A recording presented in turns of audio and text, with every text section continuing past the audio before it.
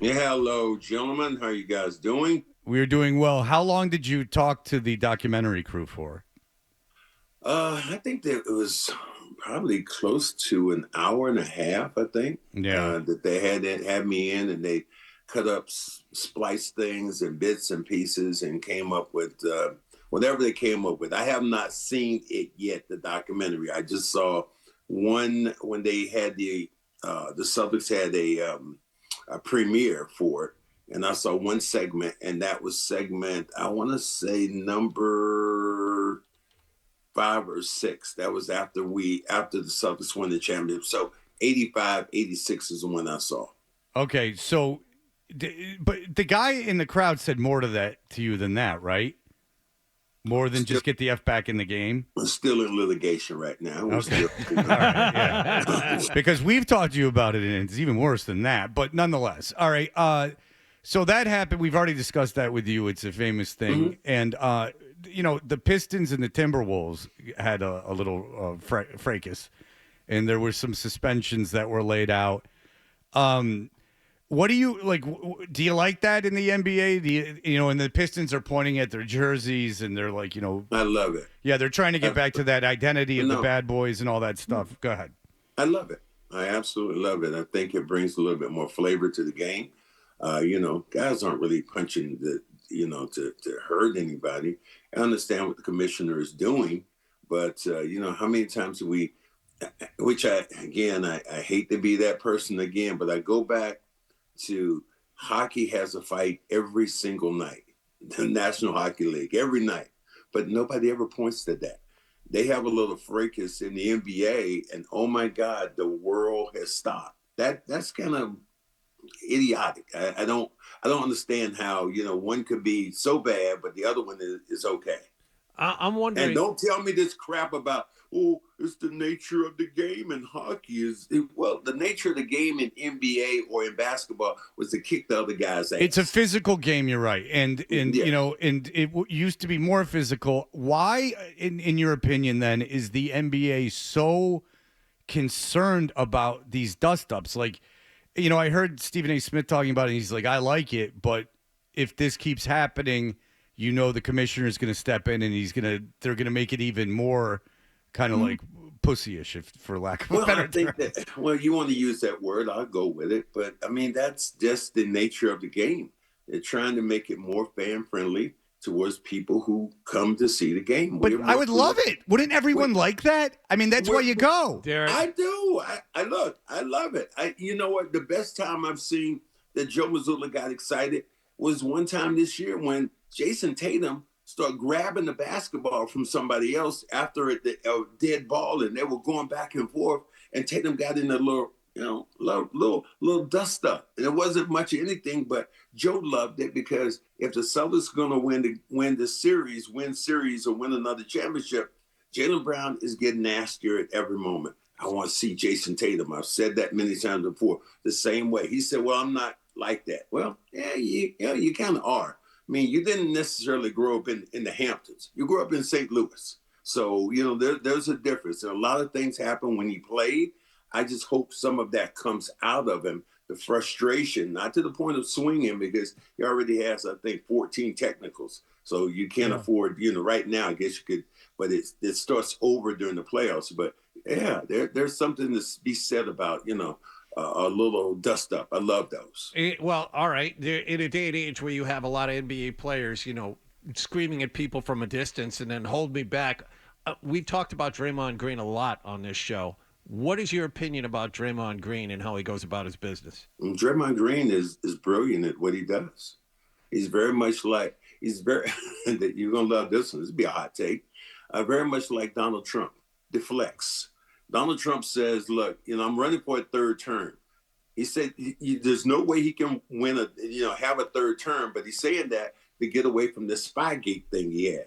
He said 3/3 of the Senate would have to approve it, 3/3 of the states would have to approve it, and he'd be 82 years old by the time this got around. But he deflects. The same went with Draymond Green. When this team is not playing well, he goes at the opposition.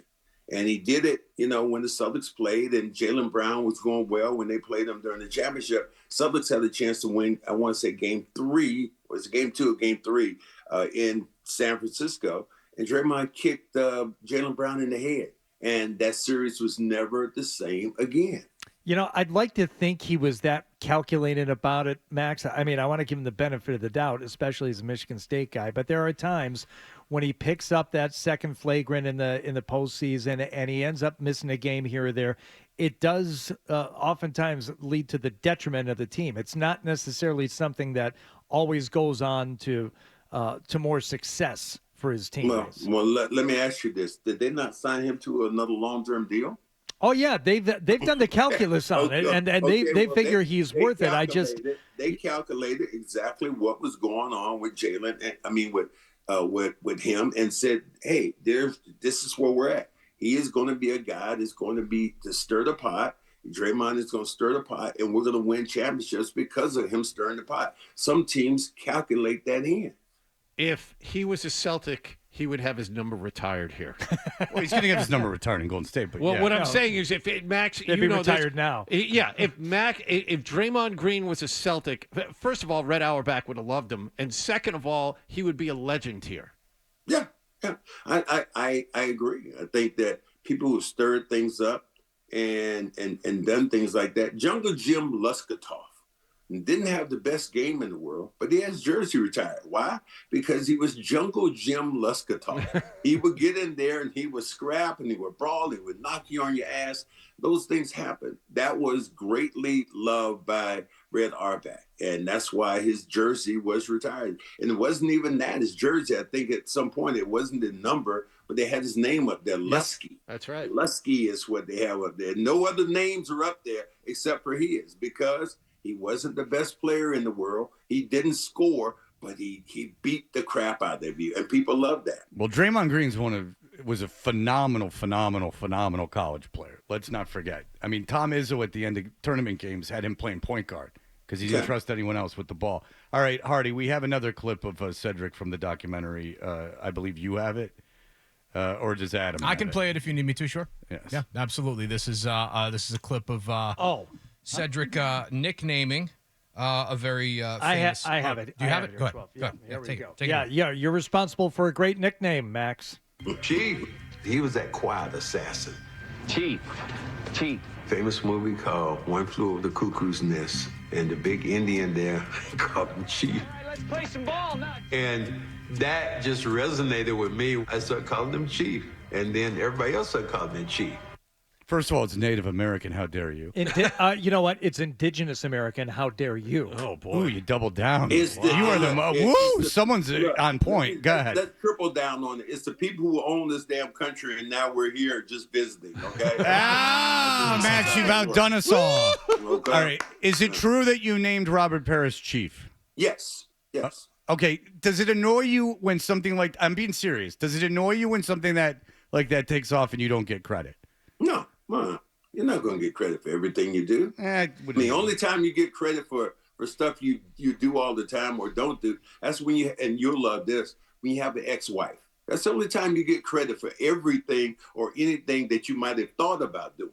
Yeah. So, it doesn't bother me at all that, I don't get the credit for it. Now, if they were handing out some damn dollars for that, Johnny Wallach, I'd be pissed off right now that I didn't get my fair share. But I haven't seen anybody come to him with the whole thing, Chief, the Native American, all this. I haven't seen that yet. Him getting money. It's a great nickname, and it's great that you came up with it. But what is really interesting to me is the cultural phenomenon that was that movie.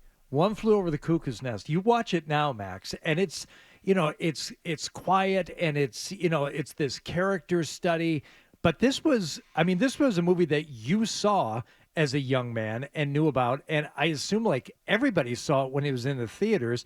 Yeah. Can you imagine that movie like sweeping everyone up and sweeping everybody's imagination up if it came out today? I mean, I really, and I think it could because of the characters in it, like Chief, like Jack Nicholson, what he did. It was a really dark kind of satire of a guy who was trying to beat the system, Jack Nicholson, who was, acting like he was kind of crazy and was in this loony bin and Then finally they gave him a lobotomy.